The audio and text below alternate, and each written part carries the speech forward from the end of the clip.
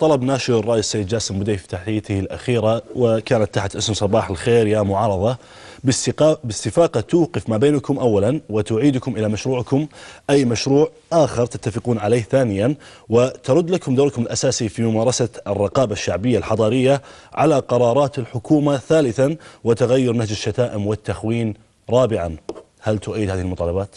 يعني هذه ليست مطالبات اصلا، يعني مع كامل التقدير لكاتب هذا الراي، وانا قرات يعني المقال اكثر من مره في محاوله للوصول الى تصور يعني محدد.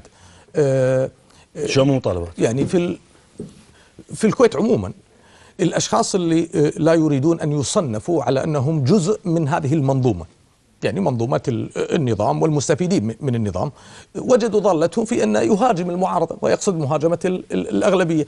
طيب الآن بدلا من المهاجمة الأغلبية لماذا لا يقدم تصورات أو مشروعات من الآخرين؟ احنا قلنا أن الأغلبية ليست هي كل معارضة، هي جزء، هي الواجهة الشكلية المعارضة السياسية في الكويت، وهي واجهة لم نخلقها، خلقها الرأي العام.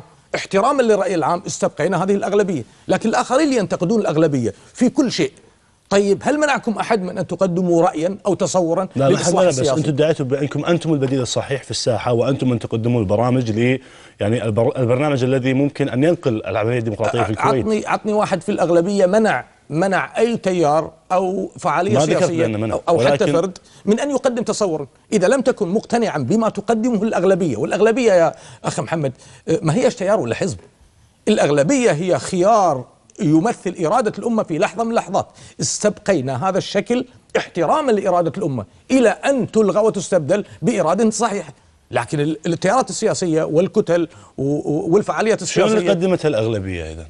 شنو قدمت؟ إذا هي كانت يعني المفروض أنها لا تقدم البرنامج، أو من حقك أن تختلف معها، لم تشترك في هذا الانقلاب ولا تدعي الكمال ولا تصلح لقيادة الساحة، شنو اللي راح تقدم الأغلبية إذا؟ قدمت الأغلبية الله يسلمك بأنها لم تشترك في أخطر انقلاب على الدستور الكويتي. هذا اللي قدمت الأغلبية، هذا كافي. أنا من وجهة نظري، أنا ما قاعد أقول لك إن لا يفترض فيهم أن يقدموا، لكن هذا المثال الوحيد، المسألة الوحيدة اللي نملكها. السؤال: هل الأغلبية ترسم سياسات؟ هل الأغلبية تدير مرافق عامة؟ هل الأغلبية تسيطر على وجه إنفاق عام؟ طيب الآن الحكومة هي اللي تسيطر على كل ذلك. طيب الحكومة هي المعنية في هالمخالفات. الحكومة هل صححت وضعا خاطئا؟ هل استجابت لمطالب الشعب في أي قضية من قضايا الإدارة المعتادة في الإسكان والصحة والتعليم والتوظيف؟ من راح يقوم كل هذا؟ مو المعارضة دكتور؟ من المفروض يقوم كل هذا؟ مو المعارضة؟ طيب المعارضة يجب أن تكون العكس، أو طيب الشكل السليم على الأقل لهالأمور. صحيح المعارضة هي الأغلبية فقط؟ لا، ولكن في الفترة الأخيرة أنتم تصدرتم يعني هل المعارضة منع أحد؟ هل منع أحد؟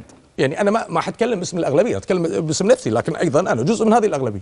هل منع أحد من أن يقدم تصورا؟ لا أحد يملك. ما حد يملك أن يمنع. السؤال يا محمد، السؤال المفروض اللي يطرح: هل أنت مع ممارسات النظام بشكله الحالي أو لا؟ مش مع الأغلبية، مش ضروري تكون مع الأغلبية، خليك مع نفسك. لكن في جميع الحالات ما تركز الأخطاء على الأغلبية، وكأنه لا معارضة في الكويت إلا الأغلبية. احنا بنقول احنا ننتقد ممارسات النظام، أنا أحد الأشخاص، وأيضا لا أتكلم باسم الأغلبية وإن كنت أحد أعضائهم. قاعد تدافع عنهم وين ما أتكلم باسم الأغلبية. هذا ليس دفاعا، هذا دفاع عن نفسي أيضا. إذا كان البديل ترى